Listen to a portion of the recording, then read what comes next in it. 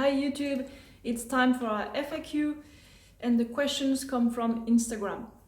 So if you missed your chance to ask questions, you can still do it in the comments. Okay, let's start. 10 questions. She's standing in front of me, by the way, because it's the best light. I know it looks weird, but it works. It's tricky. It's the morning, but the sunshine is... it would be in my face too much if I was in front of the window. It's okay, I'm not complaining. I've got an ass to slap right here. Okay. Okay, so I answered the question in the orders that they were asked. Okay, first question. Will eating at night hinder weight loss versus eating during daylight hours? Of course, high carb, low fat. Well, the total of what you eat is still the same no matter when you eat it. Well, you can still eat at night, but it's not the best because that's when your digestive system is the slowest. So yeah, it's best to eat during the day. But if you haven't eaten enough during the day and you are still super hungry at night, then by all means, eat your high carb, low fat foods even at night. Life is not always perfect, so sometimes you have to adapt in order to feel good. Because the 3 pillars of high carb, low fat are sugar, water, sleep. So when something's not going well, just check that these 3 pillars are strong. Okay. Okay, second question. How do you feed your cats? I don't want to answer that at the moment, but maybe in 6 months I will. Third question. Does eating a high carb, low fat vegan diet guarantee weight loss? What could cause someone to gain? Well, guarantee yes, but long term. If you have done a lot of diets, it will probably not happen short term. You will probably go up first and then down.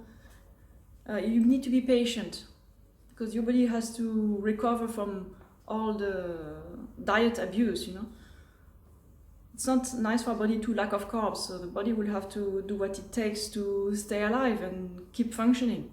So give your body some time and just eat right. Make sure that you're eating high carb, low fat all the time, ideally. And this way, the weight gain initially will not be too crazy. But of course, if you exercise in reasonable amounts and well, the process will be faster. You're going to lose the weight faster. Well, in my case, I never did diets before. I never restricted my carbs before. So when I switched to a high carb, low fat diet, I lost the weight immediately. No delay. But for other people, yeah, it takes some more time. It's all right. I think the priority is health and then only weight. I would say it's better to be overweight than being underweight because, malnutrition causes disease too. Anyway, if you eat very little fat, you're going to lose the extra fat and it's going to take the time it needs. It varies from a person to another. So yes, it's guaranteed, but you need to be patient. For some people it takes 0 days, for the other people it takes a few weeks or a few months, it depends. Fourth question. Can I really eat unlimited carbs and keep fat low and lose weight? Well, we have to define what is unlimited. Well, for me, unlimited, yes. If unlimited means eating till I'm full, eating ad libitum, like McDougall says, so eat till you're satisfied. But for some people, they think unlimited, so it means, okay, I'm going to stuff myself and feel horrible. You do food contests all the time and expect to feel good. Now, this is not going to work. That's not unlimited. That's way, way, way too much. In my case, I do carb surpluses most of the time, and it's all right. I don't gain fat from that.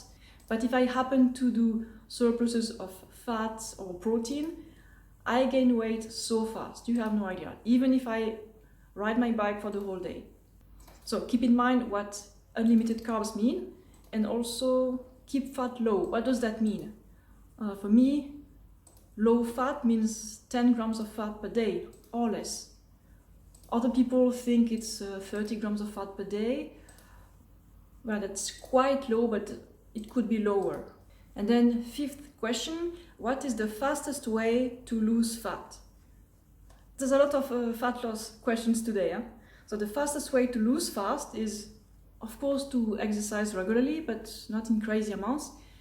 And mostly it's the diet. It's the diet that will make you lose the fat the fastest.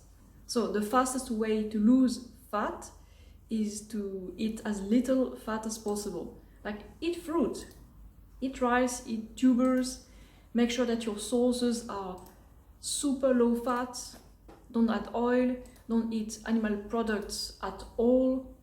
That's the way. And eat till you're full, satisfied. Don't do food contests either. Stay on track. Don't eat vegan burgers or French fries, fatty ice creams or these kind of things. No, just stay away from these and make sure that your home is full of vegetables, like more than here, ideally. I need to go shopping, get more fruit. And yeah, having a fruit-based diet is the best. Well, you can also have starches, that's fine, for dinner. And when people are really strict on that diet and have a lot of weight to lose, they cruise at a rate of minus 500 grams of body fat per week. That's ideal. That's what you can expect. And the best thing is that you don't lack energy. Let's move on to the sixth question. How many calories do you eat? Well, I don't count my calories all the time, but when I do, I eat about 2,500 calories on average throughout the year. That's what I do. And obviously when I exercise a lot because I travel, I eat much more. Hunger adapts to what the body actually needs on the moment. And you're not me, it means your caloric needs are not exactly like mine, and that's fine. You should learn to listen to your hunger clues. And also you need to know that calorie counting is not an exact science. Because, fruit is not always like on the paper. It's not always as sweet as what it's supposed to be. And there are different varieties. And this leads us to the seventh question. Should I count calories? Yes and no. I think you should do it sometimes just to make sure that you're eating enough, enough carbs and not too many fats. But if you can manage without counting calories, that's great. If you have a lot of energy, if you have good mood, if you can function well in your day and sleep well, etc., then you probably don't need to count calories. But I would just do it for curiosity purposes and make sure you're doing everything right. And what's interesting in counting calories, initially at least, is that you're going to check the composition of the foods you eat regularly or new foods that you don't know what they're made of. You can check the composition of potatoes, strawberries, bananas, rice, and also the composition of these greasy vegan ice creams, and see that they can contain so much fat. So if the goal is to have max 10 grams of fat per day, and let's say you do a cheat meal on Sunday, and on that day you eat 90 grams of fat, you know what that means? It means you ate enough fat for 9 days. So you're going backwards of 9 days with this cheat meal. That's horrible, right? Are you sure you still want to do that cheat meal? I'm not sure. Okay, question number 8. I have lots of bloating when I eat a lot of vegetables. Do I need a variety of them? If it's normal being bloated, eating lots of vegetables. Actually, I do not recommend eating lots of vegetables. A bit of them is fine. And I would say you should cook the vegetables that are hard. By hard, I mean, red cabbage, carrots, parsnip, these kind of things. You should cook them and not eat too much of them, because you'll be bloated. It's way too much fiber that's hard to pass through. But if you eat soft fiber, soluble fiber from fruit, then it's all good. If the fruit is ripe, then you should digest it properly. Eating peaches, bananas, mangoes, etc. will not make you bloated. But if you eat a lot of raw carrots or even a lot of onions or cabbage or green beans, even when they're cooked, you will be bloated. And I know that a lot of dieters recommend to eat a lot of vegetables. Well, no, too many vegetables is going to bloat you, I'm sorry. And I know people eat vegetables for the sake of eating a variety of plants, but be careful with the amounts of vegetables. You don't need that many. Because if you eat a lot of fruit in your day, you already have the micronutrients. So easy on the vegetables, huh? You don't need many of them in Rule 4 pattern. So about the variety.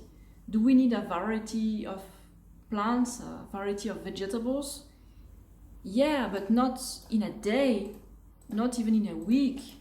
Yeah, we need a variety in a month or in a year time. Yeah, that's fine, because there are seasons and you don't need to be worrying about having a variety of 50 different things per day. No.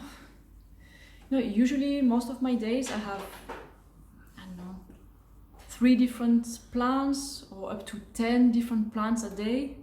That's my range. I don't worry about variety, and my gut is working fine. I digest so well. Well, there are a lot of different parameters about digestion, but eating too many fibers is not going to help. And I aim for 50 grams of fiber per day. And it's mostly soluble fiber, soft fiber. That's it. Don't worry about all of these things. Just worry about having enough carbs, enough water, enough rest and sleep. That's the main goal. Okay, question number 9. Well, this one. They say frozen berries can cause hepatitis A. Look in the news. What do you think? Yeah, I've seen this thing for the last 10 years sometimes. Well, you know, a lot of products get recalled by the makers because they are contaminated in some way. It's not particular for frozen berries. But when they throw the word hepatitis A, do you know what is hepatitis A? It's liver inflammation due to fecal transmission. They say it's a virus. Well, personally, I don't believe in viruses. I think it's something else. But if you believe in it, yeah, that's fine. But anything that's contaminated with poop, it cannot be good. I don't want to eat something that's contaminated like that. It's gross, huh? Instinctively, you know, it's gross. And no matter what is the toxic compound in it, I don't want it. So anyway, every time we buy something, you know, packaged, made by someone else, you don't know how they made it. So that's a risk that we are taking, right? And I'll give you another example. Once I ate some vegan cheese, when was that? Maybe 2 or 3 years ago. And apparently that batch was contaminated with some bacteria or whatever. People say that they felt discomfort in their bellies, but I didn't feel anything. I felt fine.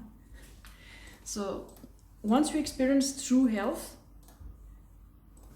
I don't know, you don't get scared by these kind of things like most people do. Like, I'm not scared by their bacteria and viruses, scapegoats. It does nothing to me. I know that I'm so strong that I'm not going to have problems. But people that are weak and don't sleep enough, don't eat enough carbs, eat too much fat and protein, people that are dehydrated.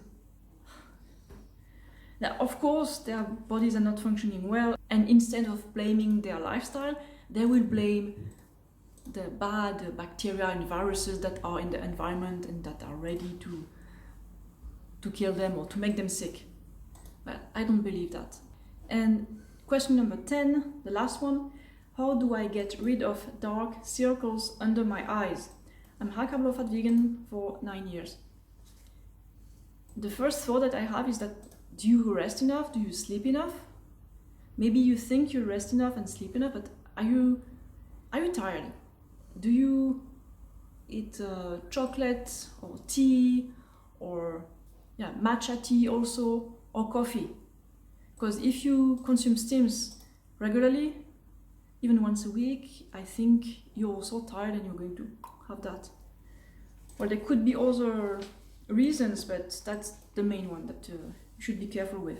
If you need 9 hours of sleep per night, that's fine. Just make sure you have them. Or add naps, and that's what you need. Huh? That's it for today. I say you goodbye. See you soon. Cassis says goodbye.